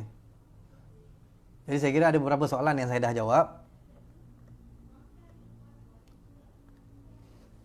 Okey. Bagaimanakah kita mahu mencapai perpaduan ini? Perpaduan. kalau kita tengok baru-baru ni, baru-baru ni sudah diumumkan oleh Menteri Perpaduan Negara yang kita akan mewujudkan ataupun memperkenalkan kelab rukun negara di sekolah-sekolah, dan ada sekolah-sekolah 6,000 sekolah lebih yang sudah ditubuhkan kelab rukun negara kan. Sudah ditubuhkan kelab rukun negara, dan kemudiannya akan ditubuhkan juga di universiti. Baik. Suka saya ingin tekankan di sini ataupun berkongsi bahawa saya selalu berpendapat bahawa untuk melakukan satu perubahan dalam sistem pendidikan, untuk mengubah tingkah laku manusia, untuk menetapkan tingkah laku manusia bukan di universiti tetapi di sekolah yang paling rendah, sekolah yang paling asas, iaitu bermula di mana? Di sekolah prasekolah, kemudian bersambung ke sekolah rendah. Di sinilah medium yang paling sesuai untuk kita mengubah tingkah laku, untuk menetapkan satu tingkah laku yang baru, untuk membentuk cara fikir manusia. Untuk membentuk cara fikir manusia. Okey. Kalau kita menerapkan suatu hal, suatu perkara, satu polisi di peringkat universiti, masa ini semua dah jadi buluh. Semua dah ada apa? Dah ada preconceived mind, minda pernah tangkap pada masyarakat di sekelilingnya. Tapi apabila kita mengajar pada anak-anak yang kecil, bagaimana cara kita mengenali sahabat-sahabat kita yang berlainan budaya, berlainan agama, berlainan kaum, berlainan warna kulit, di tadika, di sekolah rendah, di sini mereka akan belajar. Nah, kita, macam saya kata tadi, kita tidak ada reset button, tetapi kita boleh menentukan apa yang kita mahukan 25 tahun, 30 tahun akan datang melalui polisi yang kita buat pada hari ini. Bukan di universiti, tetapi di sekolah-sekolah kita, khususnya di sekolah rendah. Baik, saya tengok beberapa soalan di sini. Sekiranya pendidikan agama ditukar kepada pelajaran berusaha merdeka, adakah lebih sejagat? Apa pendapat doktor? Baik. Kalau kita buat di sekolah kebangsaan, ini pendapat saya tidak semestinya betul. Moral is moral. Semua orang perlu belajar moral, etika dalam negara, okey, dalam hubungan kaum. Tapi agama is agama. Kalau dalam waktu agama Islam, biarkan orang Cina belajar Buddha, biarkan orang India belajar tentang Hinduism, biarkan orang Kristian belajar tentang Christianity. Itu agama, itu yang sepadan masing-masing. Okey, semua orang belajar masing-masing agama masing-masing. Tetapi pada waktu moral, kalau kita nak belajar wujudkan subjek moral ini untuk dipelajari oleh semua kaum, dan di situlah kita integrate di sana. Agama is agama. Orang Islam belajar agama Islam, orang Hindu belajar Hindu, yang Cina belajar Buddha ataupun agama Kristian. Masing-masing belajar pada period atau waktu belajar masing-masing. Nah, this will definitely change how our school system works. Okay? Dia akan mengubah bagaimana sistem sekolah kita berfungsi nanti. Tapi mungkin pada waktu petang kita tidak ada lagi sekolah agama kerana sudah diintegrasikan dalam sekolah kebangsaan kita. Orang Islam, ataupun siapa, kita boleh terus sekolah sampai pukul 3.30. Bagaimana? Ini perlu diperhalusi. Kita hanya melontarkan idea. Idea kita pun bukan ada siapa nak dengar pun. 38 orang, 40 orang yang dengar live ini saja yang akan dengar idea kita kan. Okey. Baik, itu yang pendapat saya yang begitu. Yang seterusnya apa ni nak kata? Setuju atau tidak? Kita gagal capai paduan sebab kita tak ada identiti negara bangsa, iaitu bangsa Malaysia. Sebab kita masih lagi gelar diri kita, saya bangsa Cina, dia bangsa Melayu, dia kaum, jadi tidak satu yang gelar di bangsa Malaysia. Nah, Alan Koo, saya setuju dengan Alan Koo. Memang antaranya ialah kita gagal untuk membentuk negara bangsa sebab kita belum ada identiti bangsa Malaysia. Bangsa Malaysia, wacana tentang bangsa Malaysia bukan baru hari ini, bukan baru semalam, bukan baru kemarin. Tahun 1964 sudah dijelaskan, sudah diperjuangkan oleh Tun Abdul Razak. Satu bangsa Malaysia. Tahun 1964, selepas pembentukan Malaysia, September 1963, dah dipromosikan pembentukan satu bangsa Malaysia. Tapi masalahnya apa? Apa platform dia untuk kita bentuk bangsa Malaysia? Yang pertama, semua bangsa Malaysia mesti menerima bahasa Melayu sebagai bahasa kebangsaan. Di sinilah jadi masalahnya. Apabila ada setengah segmen masyarakat, bukan semua tapi ramai segmen masyarakat yang tidak mahu mengiktiraf bahasa Melayu sebagai bahasa kebangsaan. Bukan saja iktiraf, tetapi tidak mengendahkan, tidak mempedulikan penggunaan bahasa Melayu dalam domain awam. Ini soalnya, ini masalahnya. Semua orang bebas mengamalkan budayanya, semua orang bebas mengamalkan bahasanya, semua orang bebas mengamalkan agamanya, tetapi dalam domain awam yang perlu ditekankan, yang perlu diutamakan adalah bahasa Melayu. Sebab itu saya kata, di manakah platformnya untuk kita terapkan bahasa ini. Semua orang boleh bertutur. Inilah sekolah. Inilah pentingnya sekolah. Maka sekolah perlulah menggunakan bahasa Melayu, tapi pada masa yang sama mengekalkan identiti budaya kaum-kaum. Identiti budaya, ya, sebab setiap masyarakat mesti, ini adalah satu nature, ya, satu perasaan semula jadi manusia bahawa dia mahu mempertahankan budaya dia, bahasa dia. Sebab itu saya kata sekolah kebangsaan perlu menawarkan ini, perlu menjamin ini, bahawa sekolah kebangsaan tidak akan, will not eradicate the identity of any races or religions or cultures. Kalau kita dapat menjamin ini, sekolah kita dapat menjamin dan menyediakan peluang itu, InsyaAllah kita akan berjaya untuk menarik orang masuk dalam sekolah kebangsaan. Baik. Itu. Itu yang saya jawab soalan tu, ya. Baik. Berkaitan dengan, kembali kepada soal bagaimana kita mahu mencapai perpaduan, bahawa kerajaan, tadi sekolah rukun negara kan. Rukun negara benda yang penting lah. Rukun negara memang kita perlu terapkan. Okey, perlu terapkan. Baiklah, saya nak tanya kan. Satu benda yang penting dalam membentuk perasaan patriotism, membangkitkan semangat patriotism, membangkitkan perasaan cinta pada negara ialah apa? Melalui lagu. Lagu. Tak kira lah panggil dia lagu ke, song ke, nasyid pun lagu juga. Kan? Sajak, puisi juga satu perasaan untuk meluahkan cinta pada negara. Tapi saya pergi pada lagu. Baik. Apabila kita buat lagu patriotik, contohnya lagu negaraku, lagu negara kita, lagu kebangsaan kan. Kemudian ada beberapa lagu, inilah barisan kita ke, lagu warisan oleh Sudirman. Semua ini perlu ditanggapi oleh setiap kaum dalam negara kita. Tetapi untuk itu, semua orang perlu, they have to master the language, the national language. Semua orang perlu mempunyai jiwa terhadap bahasanya. Semua orang perlu mempunyai jiwa dalam mempunyai jiwa terhadap bahasanya. Perlu menjiwai bahasanya. Macam mana kalau kita hanya membaca sesuatu itu, contohlah lagu bahasa Inggeris. Bukan lagu bahasa Inggeris. Lagu Korea contohnya. Sekarang ni demam Korea, K-pop, ramai orang yang adalah setengah-setengah masyarakat kita ni budak-budak muda yang menghafal lagu Korea, tetapi dia tidak boleh mendalami maksud. Dia tidak boleh menjiwai maksud bahasa Korea itu. Dia menyanyikan untuk enjoy, untuk feel, untuk enjoy aja, untuk meraihkan Koreannya interest itu. Tetapi dia tak dapat menjiwai. Begitu juga apabila kita menyanyikan lagu kebangsaan kita menyanyikan lagu-lagu yang berbentuk patriotism dalam bahasa Melayu, kebanyakannya dalam bahasa Melayu. Contohnya lagu Negaraku, of course lah yang pertama. Kemudian yang lagu-lagu lain, Malaysia Berjaya ke, lagu Inilah Barisan Kita, lagu Warisan Sudirman, lagu Bahtera Merdeka contohnya oleh Aisyah. Semua lagu-lagu ini dia ada lantunan jiwa. Dia adalah lantunan jiwa. Dia adalah alunan jiwa. Dia adalah luahan ekspresi diri terhadap kecintaan terhadap negara. Ya, terhadap kecintaan pada negara itu. Tetapi kalaulah kita tidak boleh menjiwai bahasa Melayu itu, bahasa lagu-lagu itu, bagaimana kita mahu melahirkan kecintaan? Ini soalan saya. Bagaimana kita mahu merasai cinta kita pada negara? Cinta pada negara ini, inilah mediumnya. Nak teramkan ini perlu ada sesuatu. Lagu adalah medium untuk menerapkan rasa cinta. Lagu antaranya, sajak antaranya, filem. Kenapa Amerika duk sibuk buat filem-filem yang hebat-hebat? Man in Black, Avatar ke, apa lagi ya, cerita-cerita yang dia Avengers kan?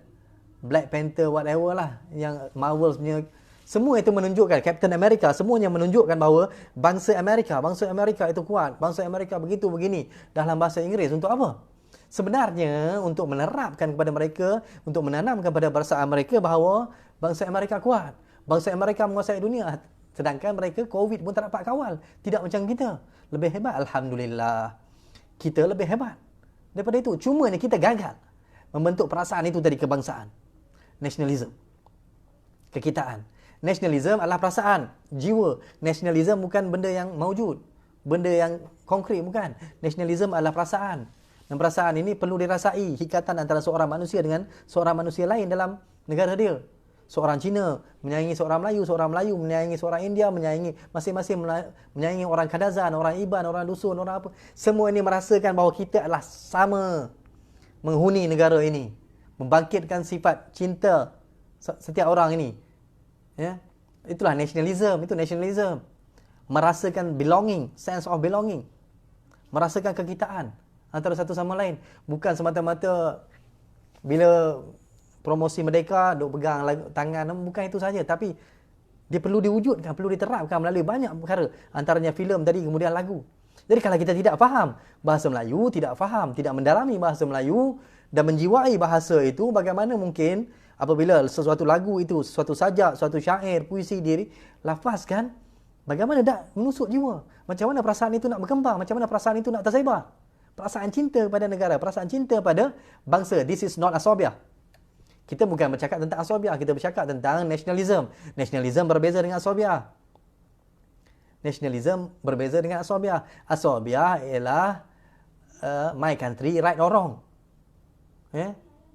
Nationalism bukan my country right or wrong. My country right when it is right. When it is wrong, I have to make it right. I have to set it right. That is nationalism. And that is our nationalism. Decolonized nation. Masyarakat-masyarakat yang decolonize, yang jajah, masyarakat-masyarakat yang pernah dijajah ini nationalism dia berbeza dengan asobiah, berbeza dengan nationalism negara-negara yang pernah menjajah, keluar untuk menjajah. Portugis, Belanda, British, Jepun, okey. Mereka ini nationalismnya bersifat jingoism, merasakan bahawa bangsa mereka lebih kuat, negara mereka lebih kuat daripada negara lain, bangsa mereka lebih kuat daripada bangsa lain, dan mereka mempunyai tanggungjawab untuk mentamadunkan bangsa lain. Kita berbeza nasionalisme kita. Okey. So itu maksud saya, kenapa kita perlu menerapkan pembelajaran bahasa ni. Baik. Kemudian kita perlu mewujudkan simbol-simbol untuk mencapai perpaduan. Antara simbolnya apa? Bendera kita. Bendera kita adalah simbol. Bendera adalah simbol. Memang sebuah negara yang mahu menerapkan sense of patriotism, perasaan patriotism, perasaan nasionalisme, mestilah mampu untuk mewujudkan simbol-simbol yang penting. Pertama, mestilah bendera. Baik, bendera ni satu masalah yang besar yang selalu kita dengar. Masih lagi ada yang bengap, yang tak boleh nak kenal bendera itu kedudukannya macam mana, sehingga akan dia terbalikkan bendera itu lentang bukang jadinya. Walaupun sebenarnya dia sedang mengekspresikan diri dia, mengekspresikan kemarahannya, sedang meluahkan kemarahannya terhadap kerajaan atau pemerintah. Sebenarnya bendera, a flag has nothing to do with the government. It is a symbol of nation. It is a symbol of country. Dia adalah lambang bagi bangsa, bagi sebuah negara. Dia bukan lambang bagi sebuah kerajaan yang memerintah. Kerajaan yang memerintah boleh tukar, boleh bertukar, boleh ditukar. Barisan Nasional boleh pergi pada PH, boleh pada Perikatan Nasional, boleh pada Muafakat Nasional, ataupun pada apa-apa sahaja. Tetapi negara di situ, bangsa kekal di situ. Dan bendera adalah simbol bagi negara. Bendera adalah simbol bagi bangsa. Bukan simbol pada kerajaan yang memerintah. Jadi jangan tunjukkan kebodohan ataupun kemarahan terhadap sesuatu entiti politik dengan menterbalikkan bendera. Itu adalah simbol. Dengan simbol ini, apabila kita semuanya menyayangi satu simbol yang sama, kita menumpukan taat setia kepada satu. Nah, kita bukan menyembah, kita bukan mempertuhankan simbol. This is how we build a nation, how we build a country, by using a symbol. Okay, not by using a symbol, but by throwing or paying a loyalty, paying tribute to a same identity, to same symbol. Okay. Bendera kita simbol Islam pada bulan Sabit. Nah, ini bukan satu masalah. Okey, bulan Sabit ada Singapura pun guna. Singapura pun guna. Kenapa semua orang boleh menerima bendera Singapura? Kan? Singapura ada bulan Sabit. Tapi kenapa boleh semua orang boleh menerima? Soal bulan Sabit bukan soal dalam paying respect ataupun homage to the flag. Bukan. Ini satu pandangan yang tak betul. Kenapa Singapura kita boleh tengok mereka mempertahankan atau menyanjung tinggi bendera mereka? Soal bulan Sabit bukan. Ini Kita kena faham sejarah pula, kenapa ada bulan sabit, kenapa ada bintang. Okey, kenapa ada bintang 14.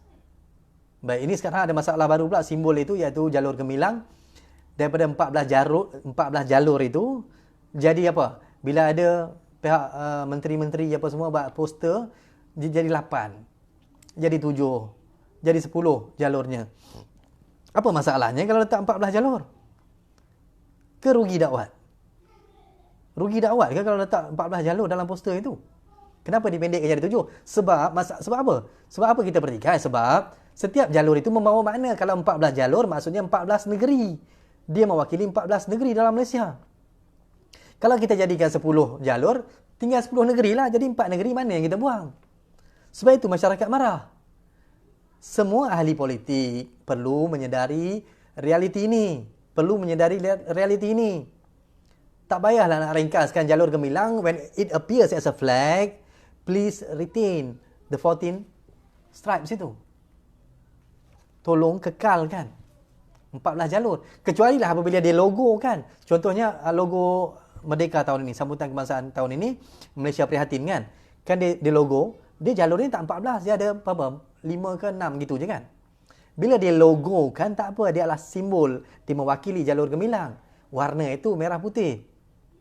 Tapi dia apabila dia muncul atau dia dipaparkan dalam bentuk flag, bendera, maka dia perlu kekal dalam 14 jalur. Faham? Ini kita perlu terapkan, perlu fahamkan mereka semua. Dari bawah sampai ke atas lah. Okay, that is a symbol, national symbol. Kemudian kita ada national symbol macam-macam. Kita ada bunga raya. Kita ada apa? Gunung Kinabalu. Kita ada harimau Malaya. Nah, ini pun satu masalah juga. Harimau Malaya, ada setengah orang kata harimau Malaya, kenapa nama dia harimau Malaya? Memang nama spesies dia harimau Malaya, nama macam mana? Okay. Dia kata tukarlah harimau Malaysia. Bukan, dia memang digazetkan sebagai harimau Malaya. Sebab dia dijumpai di sana, kan? Okay? Itu bukanlah sebab nama itu Malaya, bukan. Diletakkan sebab untuk mengidentifikasikan ketinggian ataupun apa kita kata supremacy of Malaya itu bukan. Memang nama dia sejak mula asal memang diberikan nama harimau Malaya, Malayan Tiger. Jadi dia terus dikekalkan begitu, tak ada masalah yang itu. Jadi tak perlulah kita, kalau setiap benda yang kecil-kecil kita nak bergaduh, nak persoalkan, sampai bila pun kita tidak akan mencapai perpaduan antara kita. Ya? Dahlah kita bergaduh dan tak bersatu padu dalam hal berkaitan dengan bahasa, kemudian kita nak bergaduh dan bersatu dan bersengketa pula dalam hal yang berkaitan dengan soal nama. Ya? Kecualilah nama itu sangat signifikan. Kan? Sangat signifikan dan memberikan makna yang berbeza, mengubah maksud yang sedia ada, maka itu kita perlu lawan lah. Kan? Atau kembali kepada identiti asal. Dalam soal harimau Malaya adalah nama asal dia dan tidak diubah, tidak apa-apa pun. Jadi itulah identiti dia. Okey. Keduanya adalah bahasa. Okey. Untuk kita mencapai perpaduan, iaitu bahasa. Kita mempunyai bahasa. Semua bahasa diraikan, tetapi akan ada satu bahasa yang menjadi simbol bagi perpaduan.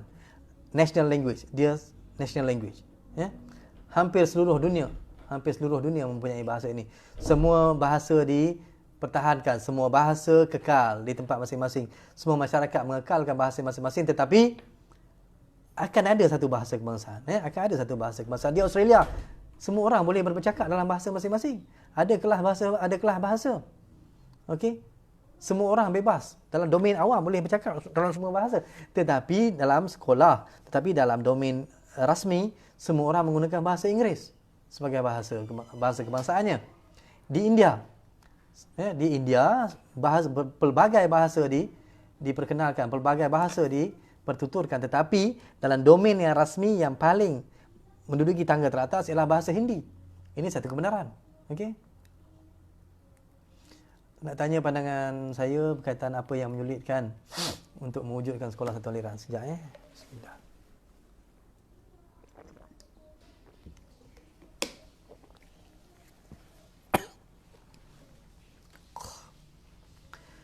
Apa yang menyulitkan untuk wujud sekolah satu aliran? Yang pertama ialah kebimbangan. Kebimbangan ini adalah suatu yang kita perlu fahami, bahawa apabila masyarakat merasakan bahawa sekolah kebangsaan yang ada itu tidak dapat mempertahankan, tidak dapat menjamin kepelbagaian identiti mereka, budaya mereka, bahasa mereka, maka mereka merasakan prejudis. Mereka merasa prejudis terhadap sistem yang ada. Okey? Itu yang masalahnya.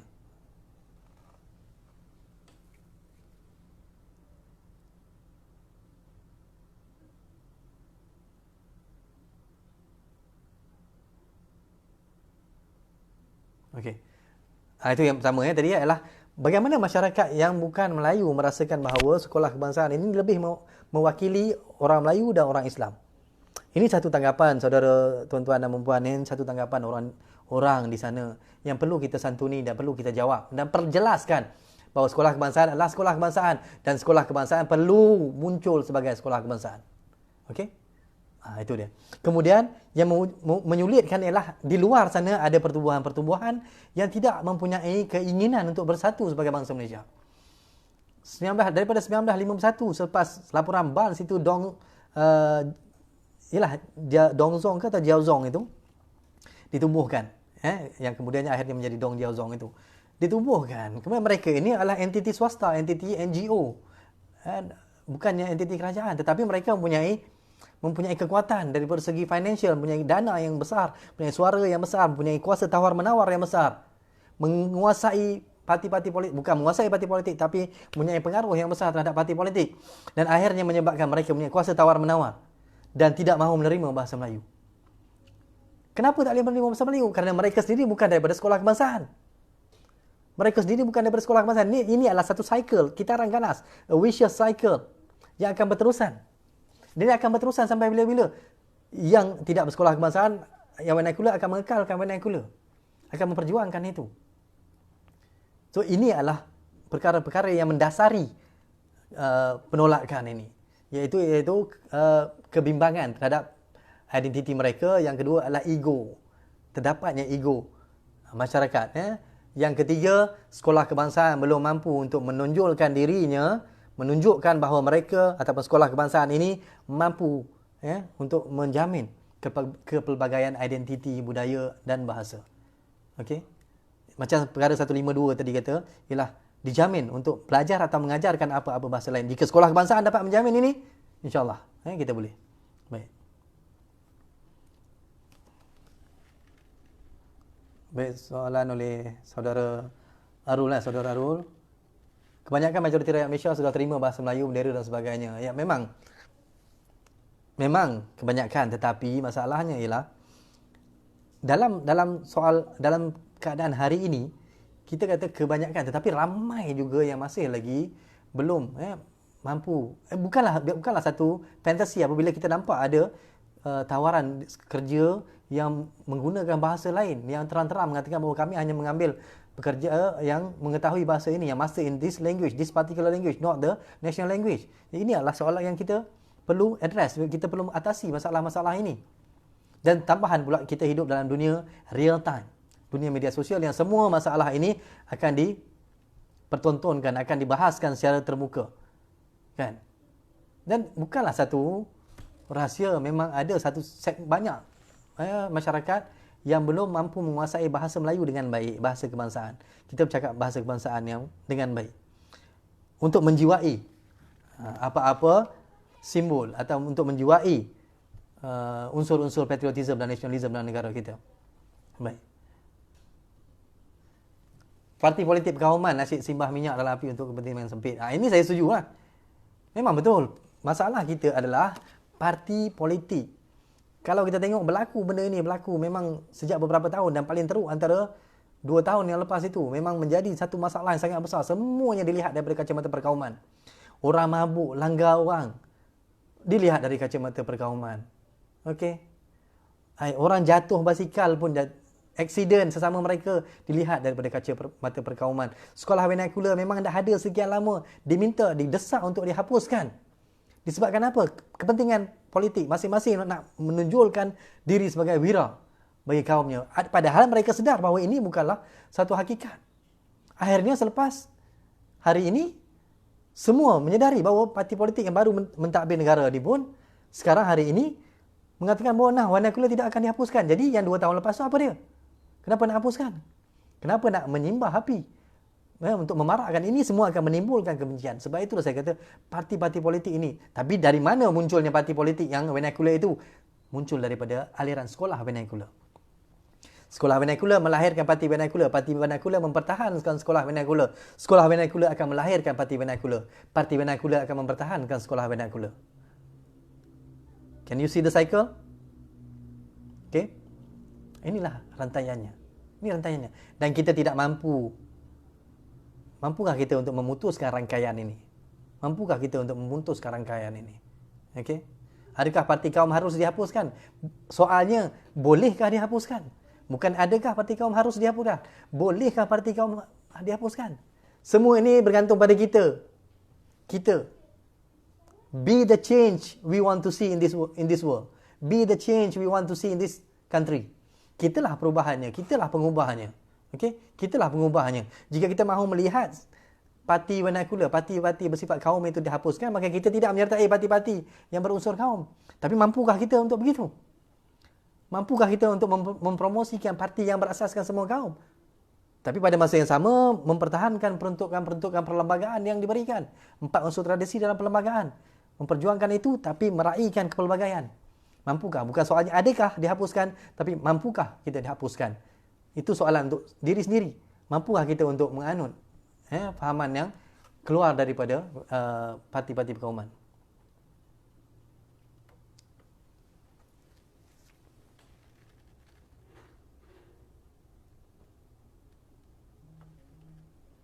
Baik, bila bercakap tentang penyatuan aliran, bagaimana kedudukan sekolah swasta, international school, sekolah agama, private Chinese school?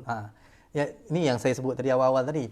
Bercakap tentang penghapusan sekolah vernacular kan, bukanlah satu perkara yang bukanlah perkara yang enteng. Yang kita boleh cakap, kemudian kita kata, okey, kerajaan mansuhkan sekolah vernacular. Bukan. Now, first we have to define that vernacular. Vernacular bermaksud bahasa ibunda ataupun bahasa yang lain daripada bahasa rasmi yang digunakan dalam negara itu. Bagaimana dengan sekolah agama? Bagaimana dengan private Chinese school? Adakah orang yang punya duit boleh pergi belajar ke sekolah lain?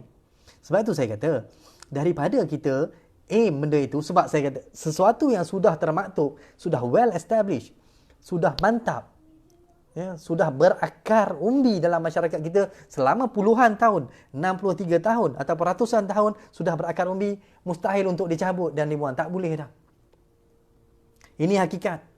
Nak terima, tak nak terima pun tak apa. Ini hakikatnya. Sesuatu yang sudah berakar umbi. Tidak mampu untuk kita mansuhkan lagi. Ya, ini akarnya kalau kita cabut, banyak benda yang akan rosak di sekelilingnya. Tapi, kita perlu mencari jalan penyelesaian. Kita perlu menarik seramai mungkin masyarakat Malaysia untuk belajar dalam sekolah kebangsaan. Tapi untuk itu, sekolah kebangsaan perlulah muncul sebagai sekolah yang paling baik pencapaian akademiknya. Paling baik pencapaian co-akademiknya. Co-curriculumnya. Sekolah akademik mempunyai prasarana yang terbaik. Sekolah akademik mempunyai peluang pembelajaran bahasa yang paling baik. Sekolah kebangsaan mempunyai peluang pembelajaran agama untuk setiap kaum yang terbaik. Jika semuanya terbaik di sekolah kebangsaan, maka semua orang akan cari sekolah kebangsaan. Takkan pergi ke sekolah lain. Untuk apa bayar mahal-mahal pergi ke sekolah international school kalau pelbagai bahasa. Yang pertama ialah mediumnya ialah bahasa Melayu, tapi bahasa Inggeris boleh dikuasai, bahasa Mandarin, bahasa Tamil atau bahasa lain yang ada dalam negara kita, Kadazan ke Iban ke, bahasa-bahasa ini boleh dikuasai. Paling asas pun untuk orang Cina dan India, dia orang akan pertahankanlah, dia orang akan belajar lebih. Tapi untuk orang lain yang mahu mempelajari bahasa tambahan, semua kaum dia ada yang dalam negara ini, untuk meraihkan kepelbagaian budaya kaum itu, tidak akan akhirnya semua orang akan tertarik dengan sekolah kebangsaan. Kalau makmalnya lengkap, makmal sekolah kebangsaan, sekolah menengah SMK semua lengkap, makmalnya up to date, canggih, semua radasnya cukup. Kalau pintu tandasnya tandasnya tercabut, cepat-cepat dipasang. PIBG-nya mantap, PIBG-nya kita lah. Yang sangat susah nak keluarkan duit, walaupun RM10 sebulan, walaupun RM10 6 bulan, walaupun RM30 setahun. Susah benar nak keluarkan duit untuk PIBG. Tapi kemudian kita duk bantah. Kenapa kerajaan tak bagi duit? Sekolah anak kita lah yang kena tengok. Takkan kita lahirkan anak, kemudian serahkan pada kerajaan. Kerajaan mempunyai tanggungjawab. Tetapi kita juga mempunyai tanggungjawab. Free education doesn't mean that we leave everything to the government. Walaupun kerajaan mempunyai peranan yang besar untuk mencukupkan prasarana, tetapi kita juga perlu memainkan peranan. Kita tidak boleh lepas tangan. Ya, free education. Baik, free education. Pendidikan untuk semua. Pendidikan untuk semua. Tapi setiap manusia mempunyai peranan terhadap anak-anaknya. Jangan lepas tangan lah. Bila lepas tangan ni akan menyebabkan kita hidup dalam dunia yang liberal. Dunia yang terbuka, luas. Liberal ni bukan liberal yang jauh daripada agama tu, bukan. Dunia yang bebas. Okay, laissez-faire, laissez-faire. Dunia ekonomi bebas. Dunia bebas maksudnya, kalau ada orang yang boleh menawarkan dengan bayaran yuran yang lebih tinggi, tapi menawarkan prasarana yang lebih baik pada sekolah itu, orang yang mempunyai wang, kemampuan akan pergi ke sana. Tapi kalau sekolah kebangsaan mantap, sebaik-baiknya, kita boleh tawarkan, semua orang akan mencari sekolah kebangsaan. Dan kita tidak perlu bicara soal vernacular lagi. Sekolah apa-apa sahaja. Okey? Itu soalan saya. Tapi kalau kita nak pergi lebih dalam sekolah tahfiz apa ni semua, ini perlu dibincangkan. Bukan semata-mata wacana begini. Saya pun tak berminat untuk membentangkannya di sini sebab dia lebih sensitif. Lebih sensitif bagaimana kita nak menyelesaikan pelbagai masalah ini. Okey? Dan ini perlu dibuat oleh pakar-pakarnya. Kita setakat pakai Facebook ajalah.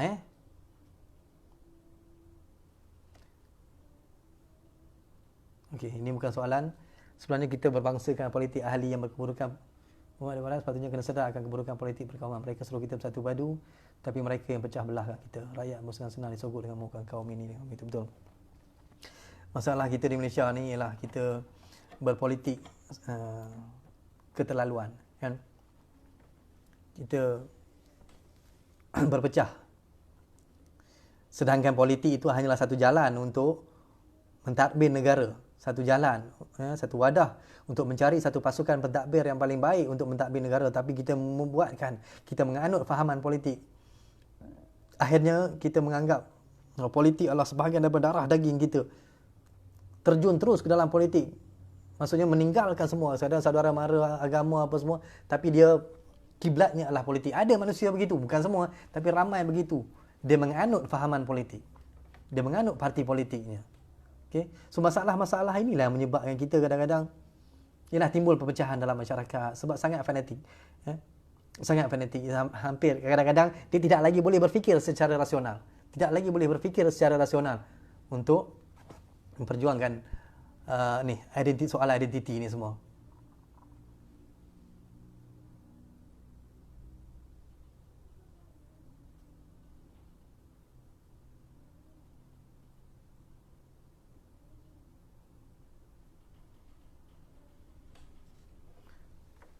Okey, terima kasih. Saya tidak realistik melihat parti Persatuan Kaum sebagai tidak adil. Yalah. Sebab apa? Sebab inilah soalnya bila kita mempunyai sekolah, sekolah yang tidak kita belajar sebumbung, maka kita akan lahirkan pemikiran yang begitu. Iaitu setiap kaum harus mempertahankan identiti kaum masing-masing. Bukan lagi melihat kita sebagai satu bangsa. Sebagai bangsa Malaysia. Bukan saya kata soal parti kaum ini langsung tidak relevan dalam bentuk Malaysia. Konsep Malaysia ini itulah yang ada, tetapi di satu cycle, satu gitaran. Dia ada sekolah vernacular, kemudian sekolah vernacular melahirkan parti vernacular. Parti vernacular mempertahankan sekolah vernacular. Bila kita nak pecahkan rantaian ini? Apabila semua orang berfikir sebagai kebangsaan, nationalism. Semua orang berfikir sebagai orang Malaysia. Dalam pada masa yang sama mempertahankan identiti Malaysia itu, iaitu bahasa Melayu sebagai bahasa kebangsaan. Bahasa Melayu sebagai bahasa kebangsaan. Kemudian beberapa 4 unsur tradisi dalam perlembagaan itu. Iaitu yang pertama tadi bahasa Melayu. Kemudian Islam sebagai agama rasmi persekutuan. Ketiga ialah kedudukan istimewa orang Melayu dan Bumiputera Sabah Sarawak. Dan juga kepentingan sah kaum lain. Yang keempat, kedudukan Raja-Raja Melayu. Institusi beraja itu. Selesai masalah. Okey. Bukannya kita kata kaum, parti berasaskan kaum ini langsung tidak relevan, tidak boleh terus dihapuskan, bukan. Tapi itulah realiti yang ada pada hari ini. Memang konsolidasi ini yang paling berkesan. Sebab dia sudah terpisah daripada kecil dengan identiti kaum masing-masing. Identiti kaum masing-masing. Apabila dia besar, kemudian dia mempertahankan itu berasaskan kepentingan kaum masing-masing. Dan kalau kita tak boleh nak pecahkan ini 50 tahun lagi pun kita akan bicara soal yang sama juga. Kita akan bicarakan soal yang sama. Okey. Memperpaduankan soal integrasi wilayah melalui sistem pendidikan jurang pada wilayah Semenanjung Sabah Sarawak makin hari makin bersifat kenegerian. Baik. Soal antara wilayah ini kan. Ini pun satu masalah juga kan, kita masih lagi antara contohnya paling kecil pun kan, paling kecil bila kita kata kemerdekaan Malaysia 1957, ada setengah orang yang tak boleh nak terima bahawa bukan kemerdekaan Malaysia 1957, tapi yang merdeka ialah Malaya 1957. Ya, technically betul. Technically betul, memang bukan Malaysia yang merdeka pada Ogos 1957, tapi yang merdeka ialah Malaya. Malaysia menjadi Malaysia pada 16 September 1963. Tapi ada perkara-perkara lain yang mendasari keseluruhan persoalan ini. Dan kita perlu kembali kepada perbincangan dari sudut sejarah. Kita perlu kembali kepada soal perbincangan daripada sudut sejarah. Johor banyaklah, kalau kita nak bincang satu-satu, banyak negeri yang bersifat kenegerian. Tapi soal yang paling utama ialah yang sampai menjadi manifesto dalam parti politik atau pemilihan raya ialah soal antara Borneo dengan pusat. Borneo dengan pusat. Apabila ada yang mengatakan bahawa berdasarkan Malaysian Agreement 1963, perjanjian Malaysia 1963, ada hak-hak ataupun keistimewaan yang masih belum dikurniakan atau belum dilaksanakan terhadap Sabah dan Sarawak. Maka itu, kalau itu menjadi tanggungjawab kerajaan pusat untuk melaksanakan tanggungjawab terhadap Borneo. Ini perlu diselesaikan. Tapi pada masa yang sama, kita juga perlu sedar bahawa kita hidup dalam sistem federalism. Sistem persekutuan yang mana semua negeri sama tarafnya, tetapi disebabkan ada Malaysian Agreement 1963, Sabah dan Sarawak mempunyai beberapa keistimewaan. Itu ya. Okey. Itulah soalnya. Maka kita perlu kembali kepada sejarah. Memang ada soal ini dibincangkan. Saya pun pernah bincangkan hal ini ya. Okey, terima kasih.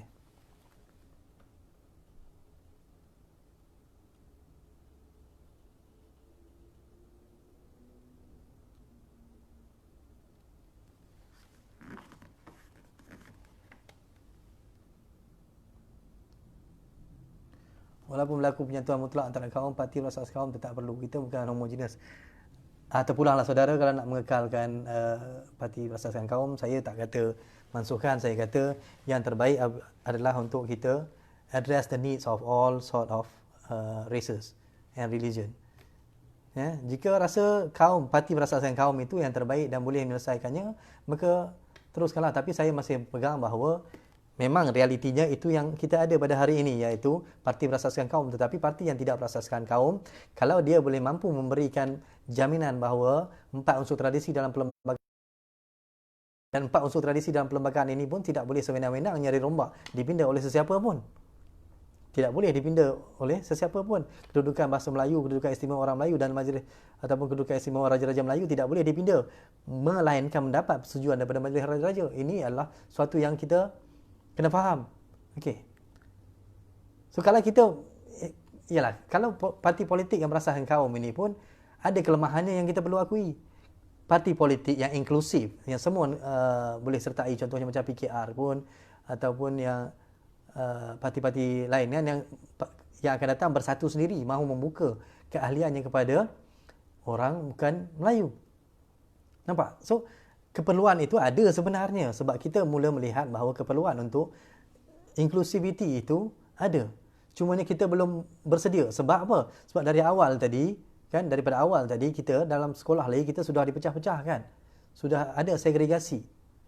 Sudah ada segregasi, sudah ada kategori masyarakat. Maka kita kemudian membesar untuk menyertai parti politik yang berasaskan kaum. Kalau kita semuanya ke sekolah kebangsaan, dan majoriti jadi sekolah kebangsaan, insyaAllah satu hari nanti keperluan untuk parti berasaskan kaum itu akan perlahan-lahan terhakis. Tetapi semuanya kekal berpegang kepada 4 unsur tradisi perlembagaan, iaitu kedudukan Islam sebagai agama rasmi, bahasa Melayu sebagai bahasa sekutuan, kedudukan istimewa orang Melayu, dan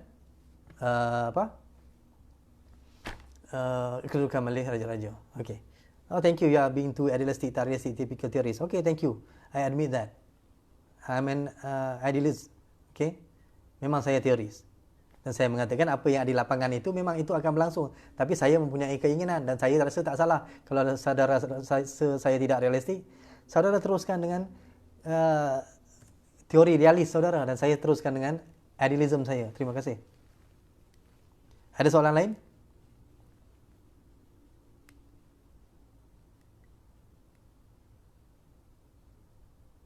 Okey, kita kembali tadi kepada bagaimana kita mahu mencapai perpaduan. Tadi yang language, kemudian mengadakan dialog dan juga kerjasama. Jadi dalam satu masyarakat yang pelbagai begini, kita perlu mengadakan atau mempertingkatkan kekerapan dialog dan kerjasama. Dialog dan kerjasama. Kalau kita hanya mengkritik segmen masyarakat, kita hanya menyalahkan segmen masyarakat, maka sampai bila pun kita tidak dapat menyelesaikan masalah jika kita tidak dapat mengenal pasti punca masalah. Kita perlu mengadakan dialog, perlu mengadakan wacana untuk mencari persefahaman.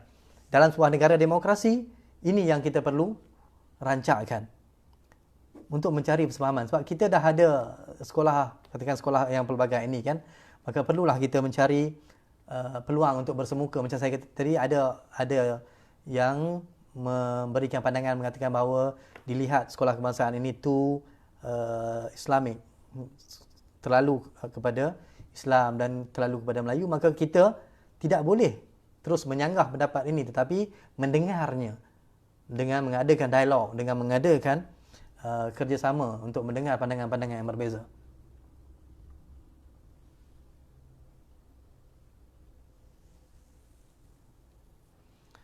Apakah pandangan doktor apabila kita mencadangkan penyatuan sekolah vernacular dan kebangsaan, mereka juga mahu UiTM dimasukkan? Kenapa UiTM dimasukkan? UiTM dia sekolah pelbagai juga, sekolah pelbagai. Bumi Putera ada, bukan Melayu ada, bukan Islam. Jadi dia inklusif juga UiTM ini, dan sudah pun dibuka kepada pelbagai kaum. Dan kita perlu melihat keadaan ini. Saya pun nak beritahu bahawa ada pernah orang cakap Bumi Putera mendapat diskaun 5%, kan? 5% dalam pembelian rumah. Ada diskaun bumi. Dalam keadaan Bumi Putera mendapat diskaun Bumi Putera 5% pun, orang Bumi Putera masih lagi tidak mampu membeli rumah itu. Bayangkan dalam keadaan mereka tidak diberikan apa-apa bantuan. Langsung tidak diberikan bantuan. Di manakah kedudukan mereka? Kita kena faham, 50 tahun, 60 tahun dulu, selama ratusan tahun negara ini dijajah, British dengan sengaja memecahkan masyarakat, memecahkan kaum, tiga identiti kaum yang besar ini secara terancang. Dalam sistem pendidikan, banyak Frank Swettenham dalam banyak keadaan mengatakan bahawa kita perlu mengekalkan orang Melayu di luar daripada arus ekonomi komersial. Untuk apa? Sebab nanti mereka akan jadi bijak, nanti mereka akan jadi pandai, mereka tak boleh diberikan bahasa Inggeris, nanti mereka akan jadi seperti India. Sebab bila diberikan pendidikan yang sama taraf, memberikan pendidikan Inggeris, akhirnya orang India mencetuskan kebangkitan nasionalisme. Ini satu perancangan begitu lama, dan tiba-tiba dilepaskan bermain dalam padang yang sama rata, maka perlu ada kepelbagaian ini. So UiTM adalah salah satunya apabila ditubuhkan pada 1967. UiTM ditubuhkan sebagai ITM dengan harapan untuk memberikan peluang yang kebanyakan daripada B40 1999 jadi universiti. Apabila jadi universiti, dia perlu lebih terbuka. Adalah kuotanya kan? Adalah kuotanya untuk dibuka kepada orang yang bukan Islam. Orang bukan Melayu, orang bukan Islam memang sudah ada dalam UiTM. Alright. Terima kasih. Cerita tentang vernacular dululah, lepas tu baru kita cerita tentang UiTM. Adakah tahun 20 kita akan cakap tentang perkara yang sama seperti ini? Tahun 2030, tahun 2050 pun kita akan bercakap perkara yang sama juga, sebab tidak akan ada apa-apa yang berubah. Sebab untuk mengubah masyarakat, dia perlukan satu atau dua generasi, dan satu generasi lebih kurang 25 tahun 25 tahun. Jadi sekarang ni tahun 2020 dan kita masih pakai dasar pendidikan yang sama, dasar interracial yang sama. Tidak akan ada apa-apa yang berubah kecuali satu tindakan yang drastik dibuat untuk meningkatkan kesefahaman antara kaum, antara agama. Dialog diperkemaskan, diperbanyakkan, diperhebatkan untuk mencari persefahaman. Kalau tidak, 2030 memang confirm kita akan bercakap yang sama. InsyaAllah 2050 pun kita akan bercakap sama soal antara bahasa ataupun kepelbagaian bahasa dalam negara kita, budaya. Sekadar wacana saya rasa tak efektif, memang tak efektif lah. Ini je kita boleh buat, tapi adakah kita kalau kita rasa tidak efektif, maka kita berdiam diri sahaja. Apa gunanya ada ada akal, ada ilmu untuk berkongsi, untuk berbincang, untuk berwacana. Memang kita tak boleh nak hari ini wacana ini walaupun baru mengumpulkan 3-4 tidak akan mengubah, tapi dia juga tidaklah daripada berwacana untuk menyatakan pendapat kita. Perlu berlaku. Walaupun satu orang yang mendengar, walaupun satu orang yang hadir, perubahan ilmu perlu disebarkan. Satu ini akan jadi 10, 10 akan jadi 100, 100 akan jadi 1000. Ya? Bukanlah bermaksa tak efektif, besok tak ada siapa pun yang akan buat dialog. Tidak ada siapa pun yang akan buat wacana ataupun be live untuk berkongsi ilmu. Okey? Adakah kerana tidak menguasai ekonomi menyebabkan kaum lain tidak mahu menerima sekolah kebangsaan? Ada kebenaran juga, sebab apabila bahasa Melayu tidak dilihat sebagai bahasa ekonomi, bahasa Melayu tidak dilihat sebagai bahasa ekonomi, maka tidak ada keperluan untuk menguasainya. Bagaimana bahasa Inggeris menjadi bahasa yang dominan dalam dunia? Sebelum tahun 1800, bahasa Inggeris bukan bahasa yang dominan dalam dunia. Bukan. Hanya selepas 1800 ya. Hanya selepas 1800, walau selepas kedatangan ke tanah Melayu, ke alam Melayu, mereka pada mulanya menggunakan bahasa Melayu. Tetapi pada masa yang lama, akhirnya baru dia menerapkan perlahan-lahan. Dia datang, dia belajar bahasa Melayu dulu, barulah dia terapkan bahasa Inggeris. Sebab apa? Tapi sebab dia menjadi bahasa ekonomi. Dia menjadi bahasa ilmu. Mereka menguasai ilmu. Mereka menterjemahkan buku-buku daripada bahasa Roman, Latin ke dalam bahasa Inggeris. Akhirnya menguasai ilmu dan ilmu itu disebarkan. Dan kepentingan ekonomi menyebabkan mereka travel. Mereka travel dan masuk menjajah ke negara-negara lain. Okey. Dan ketika itu bahasa Melayu tidak akhirnya terjejas. Terpendam. Kan? Maka akhirnya perlahan-lahan kepentingan itu tidak dilihat, padahal ketika Kesultanan Melayu Melaka tahun 1400 hingga 1511 lebih kurang 100 lebih tahun itu, ataupun dalam beratus tahun di situ itu pada abad ke-14 hingga 16, 17, bahasa Melayu digunakan secara meluas di seluruh alam Melayu. Sehingga kan ketika Belanda mentadbir menjajah Indonesia ataupun Hindia Timur Belanda itu, dia bukan menggunakan bahasa Jawa sebagai bahasa perantara, dia menggunakan bahasa Melayu. Bahasa Indonesia itulah. Bahasa Melayu lah tu. Bahasa Indonesia itu adalah bahasa Melayu. Okey? Sebab apa? Menghormati atau mengiktiraf kedudukan bahasa Melayu sebagai bahasa perantara, bahasa yang wujud. Tetapi apabila penjajah datang, mereka perlahan-lahan mengasak bahasa itu ke pinggiran. Mengasak bahasa itu ke pinggiran, akhirnya bahasa Inggeris menguasai perlahan-lahan menjadi bahasa ekonomi. Bahasa Inggeris menjadi bahasa ilmu dan dia satu proses yang panjang ratusan tahun. Jadi proses yang panjang selama ratusan tahun. Dan akhirnya bila kita merdeka, dia ada soal-soal lain kan. Akhirnya bahasa-bahasa lain yang lebih menonjol daripada bahasa Melayu, dan orang melihat bahawa bahasa Melayu tidak mempunyai nilai ekonomi. Tidak mempunyai nilai ekonomi, tidak mempunyai nilai ilmu. So kalau kita nakkan bahasa Melayu, bahasa kebangsaan diangkat semula, maka kita yang pertama perlu menguasai ilmu. Bahasa Melayu perlu menjadi bahasa ilmu. Terjemahkan sebanyak mana yang kuasai ekonomi. Kuasai ilmu, kuasai ekonomi, insya-Allah kita akan mengangkat kembali martabat bahasa Melayu. Okey. Mungkin saya jawab satu soalan yang last lah ya. Pada pandangan apakah rupa bentuk identiti yang kita boleh kongsi bersama semua kaum untuk mendidikan sebuah bangsa Malaysia? Apakah rupa bentuk identiti? Pada saya, identitinya ialah bahasa. Ya. Soal kita tak boleh nak kata negara lain. Negara kita Malaysia adalah negara yang paling unik di dunia. Sejarahnya tidak sama dengan negara-negara lain. Sejarahnya, kewujudannya, pembentukannya tidak sama dengan negara lain.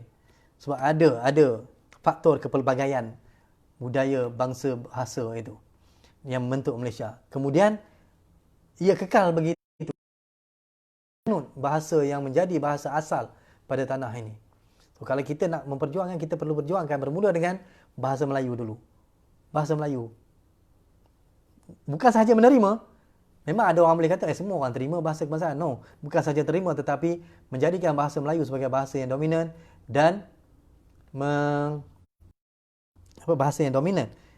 Dan juga menjadi bahasa lingua franca, bahasa harian di luar. Semua orang boleh bahasa Melayu. Sebab saya pun saya pun dah banyak kali jumpa orang di luar sana yang mengatakan, saya tak pandai bahasa Melayu. Cakap bahasa Inggeris macam tu. Nah, mereka lebih selesa berbual dalam bahasa Inggeris daripada bahasa Melayu. Yang kita address, the main question is the language. InsyaAllah selepas itu kita boleh pergi pada budaya yang lain-lain. Sebab Malaysia ni terbuka. Dia mengiktiraf kepelbagaian budaya. Tetapi kita hanya mahukan, kita hanya perjuangkan bahawa bahasa Melayu perlu dimartabatkan. Bahasa Melayu perlu dimartabatkan. Okey. Wajarkah budaya Melayu menjadi budaya pentakrif identiti bangsa Malaysia? Pada saya, wajarlah menjadi budaya pentakrif. Begitu juga bahasa. Bahasanya adalah bahasa pentakrif bagi bangsa Malaysia. Tetapi itulah kata dalam dasar kebudayaan kebangsaan memang dah dinyatakan bahawa budaya pentakrifnya ada Melayu, tetapi semua budaya ada iktiraf. Tetapi dia bukanlah satu proses memelayukan atau mengislamkan orang lain, bukan. Okey? Bukan yang satu proses untuk mengubah identiti orang lain menjadikan orang itu Melayu, orang itu Islam, bukan. Semua orang bebas, kekal. Ini sudah termaktub dalam Perlembagaan 152, perkara 153, perkara 3. Semua orang bebas dengan agama, dengan identiti kaum dia, dengan identiti bahasa dia. Cumanya kita nak mesti ada satu identiti budaya pentakrif. Sebab apa budaya pentakrif? Nah, sebab ini ia bertitik tolak kepada sejarahnya yang panjang. Sejarahnya yang rencam negara kita. Sebab itu saya selalu tekankan negara kita budayanya berbeza, bukan budaya, sejarahnya berbeza. Dan disebabkan perbezaan sejarah dan pembentukan negara itulah menyebabkan kita nak bentuk cara negara kita tak sama dengan negara lain. Tak boleh ikut model Singapura, tak boleh ikut model Australia, tak boleh ikut model India, Burma, tak boleh. Tak boleh ikut model United States. Okey. Okey, baik. Saya kira cukuplah. Tekak belah sakit dah ni lah, lama tak kuliah. Ya, sejam setengah dah. Dah sejam 35 minit. Terima kasih kepada semua yang bertanyakan soalan, yang berkongsi pandangan, yang mengkritik saya. InsyaAllah saya terima dengan hati yang terbuka. Kalau katakan saya ni idealis atau apa sahaja, memang orang akademik ni dia tidak terjun, dia lebih bersifat idealis. Tapi tidaklah salah menjadi idealis. Kerana idealis juga memberikan pandangan-pandangan bagaimana kita boleh mampu mengaplikasikan pandangan-pandangan ini.